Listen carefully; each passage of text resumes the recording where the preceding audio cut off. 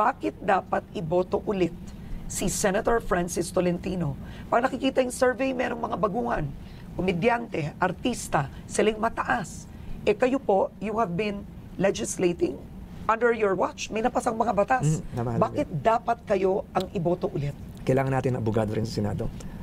The Senate is a vital mechanism to implement changes through legislation, and I truly believe, naniniwala ako na kailangan nating seryosohin ngayon dahil ang dami nating problema na nakaka-apekto sa buhay ng bawat mamamayan. West Philippine Sea, sabihin nyo malayo sa sikmura, it's not. Yung paggalang po sa ating teritorya, sovereignty, vital po yun. Yun na po yung dignidad ng ating bansa. Yung Philippine Maritime Zones Law, ang tagal po nakapending yan, 18 years.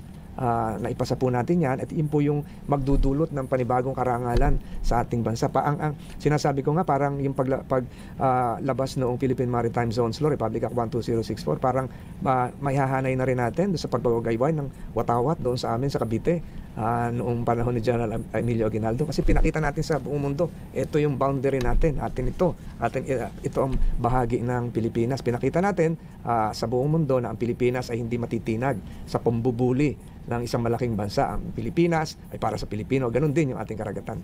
Ano po numero ninyo sa 61. 61.